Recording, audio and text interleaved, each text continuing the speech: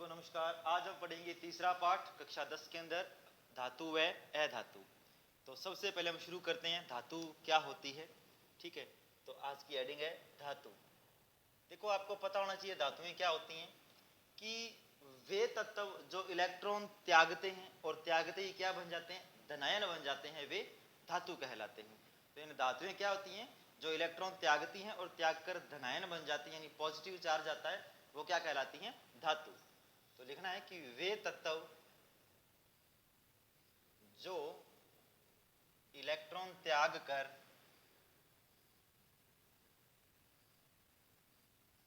वे तत्व जो इलेक्ट्रॉन त्याग कर धनायन बनाते हैं, धनायन बनाते हैं, वे धातु कहलाते हैं।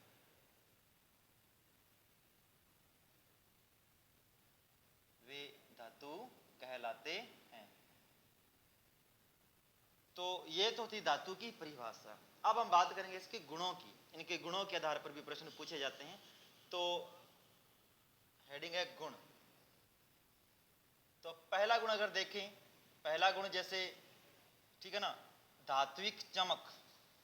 पहला गुण है धात्विक चमक, यानी जो धातुएं होती है ना, उनकी सतह चमकदार होती हैं। धातुओं की सतह चमकदार होती हैं और इस गुण को क्या कहते हैं, धात्विक चमक कहते हैं। ठीक है ना, तो क्या लिखना है कि धातुओं की सतह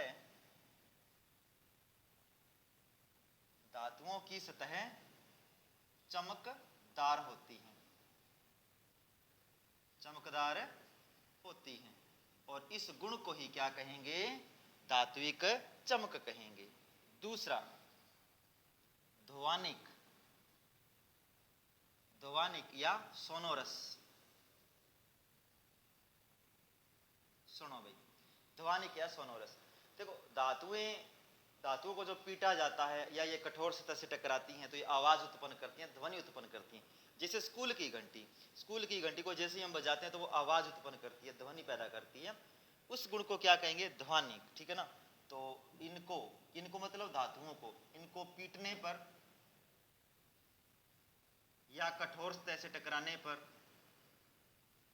इनको पीटने पर या कठोर सतह से टकराने पर यह ध्वनि उत्पन्न करती हैं, यह ध्वनि उत्पन्न करती हैं, यह ध्वनि उत्पन्न करती हैं। ये दो गुण हैं। तीसरा गुण इसका क्या है, आघात वर्धनीयता। आघात वर्धनीयता, और ये गुण इंपॉर्टेंट है, आघात वर्धनीयता। आघात का मतलब होता है चोट मारना, यानी जब धातुओं को पीट पीट कर पतले चादर के रूप में ढाला जा सके, यानी जब धातुओं को पीट पीट कर उनको पतले चादर के रूप में डाला जा सके, इस गुण को क्या कहेंगे, आघात वर्धनीयता गुण कहते हैं। और सबसे अधिक आघात वर्धनीय धातुएं कौन सी हैं, दो हैं जो एनसीईआरटी में दे रखी हैं आपकी किताब में, सोना और चांदी। सोना और चांदी, इतना ध्यान रखना है। आघात वर्धनीय में धातुओं को पीटकर पतली चादर के रूप में डाला जाता है। ठीक है ना, तो लिखना है कि जब धातुओं को पीटकर पतली चादर के रूप में डाला जाए, जब धातुओं को पीटकर पतली चादर के रूप में डाला जाए तो उसे आघात वर्धनीयता कहते हैं। ये गुण इंपॉर्टेंट है भाई, ध्यान रखना भाई। जब धातुओं को पीटकर पतली चादर के रूप में ढाला जाए तो उसे आघात वर्धनीयता कहते हैं। और मैंने जैसे बताया कि सोना व चांदी अधिक आघात वर्धनीय धातुएं हैं। और इसके नीचे हम लिखेंगे, और जगह नहीं तो ऊपर लिख देते हैं, उदाहरण। उदाहरण है कि सोना व चांदी सबसे अधिक, सोना व चांदी सबसे अधिक आघात वर्धनीय धातुएं हैं। सोना व चांदी सबसे अधिक आघात वर्धनीय धातुएं हैं। बस ये आपको उदाहरण याद रखने हैं, कौन सी धातुएं आघात वर्धनीय है, सोना व चांदी। उसके बाद में हम गुण पढ़ेंगे तन्यता। कौन सा गुण आएगा, तन्यता। तन्यता का तय याद रखो और तार का तय याद रखो।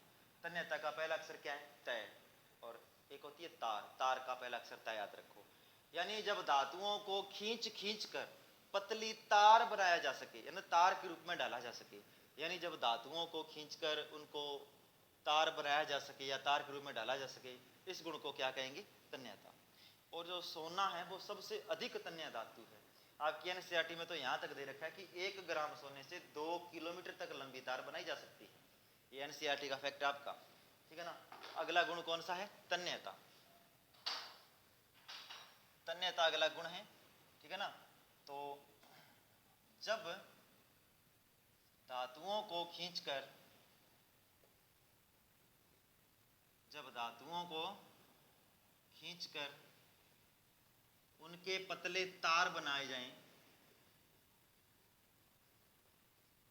उनके पतले तार बनाए जाएं, तो उसे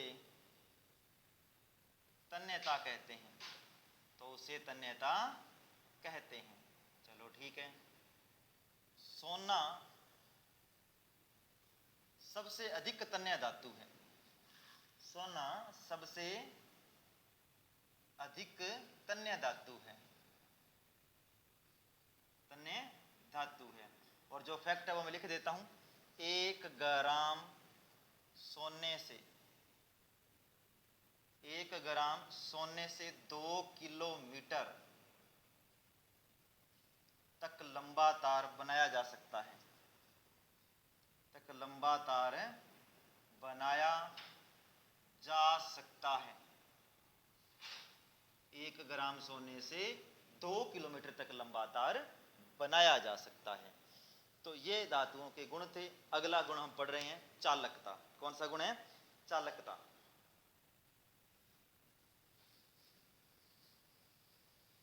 देखो चालकता की बात करते हैं। चालकता यानी विद्युत का वो सुचालक है या कुचालक है। तो चालकता,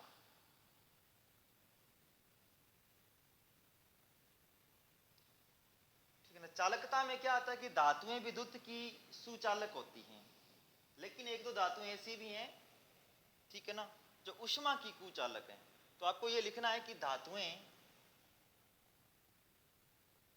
विद्युत व ऊष्मा की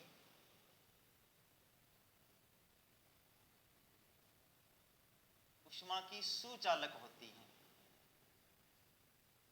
धातुएं विद्युत व ऊष्मा की सुचालक होती हैं, ठीक है ना। फिर चांदी व कॉपर। चांदी की जगह सिल्वर नाम ज्यादा फेमस है, एक ही बात है वैसे। सिल्वर व कॉपर, सिल्वर व कॉपर विद्युत व ऊष्मा की सबसे अच्छी चालक धातुएं हैं भाई। सिल्वर व कॉपर विद्युत व ऊष्मा की सबसे अच्छी चालक धातुएं हैं। फिर अगला पॉइंट है कि लेड यानी पीबी व मरकरी यानी एचजी, यानी लेड और मरकरी जो धातुएं हैं, वह लेड व मरकरी धातुएं ऊष्मा की कुचालक धातुएं हैं। ऊष्मा की कुचालक धातुएं हैं। जो आपकी किताब में लाइनें हैं आप उन्हीं पे गौर करें, ठीक है ना, जो मैं लिखवा रहा हूं यहाँ पे। सिल्वर व कॉपर विद्युत व ऊष्मा की सबसे अच्छी चालक धातुएं हैं, और कुचालक कौन सी हैं, लेड और मरकरी धातुएं ऊष्मा की कुचालक धातुएं हैं। देखो भाई, जब होता क्या है कि जब इनसे तार बनाए जाते हैं धातुओं से, जब धातुओं के तार बनाए जाते हैं तो उन पर एक आवरण चढ़ाया जाता है विद्युत रोधी, ठीक है ना। जैसे आप देखते हो कई तारों पर लाल आवरण होता है, कईयों पर काला होता है। वो जो आवरण है ना वो पीवीसी का होता है, ठीक है ना। तो पीवीसी का एक आवरण चढ़ाया जाता है। कई बार प्रश्न में ये पूछ लेते हैं पीवीसी का पूरा नाम क्या है, ठीक है ना। तो हम ये स्टार मार के लिख देते हैं, ठीक है ना, कि विद्युत तारों पर पीवीसी की परत चढ़ाई जाती है। और पीवीसी का पूरा नाम है पीवीसी। पीवीसी का पूरा नाम है poly vinyl chloride. Poly vinyl chloride. Vinyl की जगह वाइनिल भी लिखा हुआ जाता है एक बार, ठीक है ना, वाइनिल। पॉली वाइनिल या विनाइल एक ही बात है, कई किताबों में अलग अलग नाम है। तो आपकी किताब में दे रखा है पॉली वाइनिल क्लोराइड, पीवीसी दे रखा है, और ये इसके नाम है और ये कुछ फैक्ट थे, ठीक है। आगे हम पढ़ रहे हैं